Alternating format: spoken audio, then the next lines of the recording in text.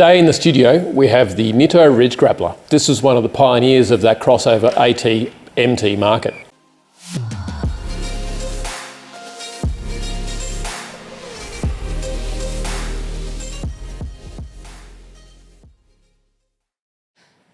So this is the Nitto Ridge Grappler, and way back in 2016, or earlier than 2016, there was no real tyres that crossed that line between an all-terrain and a mud terrain.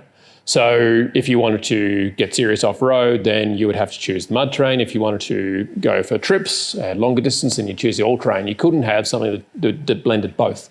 The Nitto Ridge Grappler was one of the tyres that came along and changed that.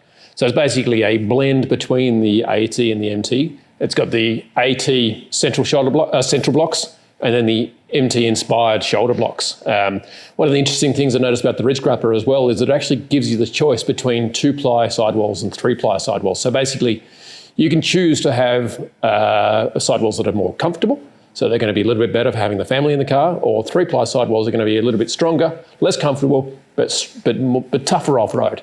And so it's really cool you actually get that choice. It really depends on the size that you choose, but they make it obvious which one has how many plies. Just getting them out of the box as well, I noticed that the compound feels stickier than a lot of the other AT-MT tyres that we've had through the warehouse. So it'd be interesting to see how that translates into wear on the road as well, because this will be going onto our long-term test vehicle, the Ford Ranger. In terms of the sidewalls, we've got differing sidewalls on each side. So this side has sort of a squarey block with a bit of a daggery thing. The other side has squarey blocks with squarey blocks. Both of them look like they're going to offer pretty good protection, but they're not necessarily going to help you with that digging. They don't have the angled sort of blocks that some of the other tyres have. So that's an interesting side of that. Let's have a closer look at the tread pattern. Hear them squeak. So these tyres have an alternating shoulder groove. So you can sort of see here, there's basically blocks, sets of 2 blocks. And in between every second set, between every set, there's this stone ejector here as well. And they've also got these stepped block edges as well. So you can see in here how there's extra little fancy work in between. And they also have this staggered shoulder lug, so you can see how it's a bit scalloped out every second lug as well. Apparently the blocks are actually reinforced underneath, so reinforced block foundation, and that variable tread pitch pattern. So you can sort of see how it's repeating patterns of blocks. So the tyre interface is for, so that's the all-terrain inspired section, which is going to make it quieter on the road, and then you've got these spaces here on the shoulders, which is the one-terrain inspired section. So theoretically, the variable tread pattern will actually make it quieter on the road. However, it's still going to be interesting to see how these extra voids in the shoulders contribute to that road noise.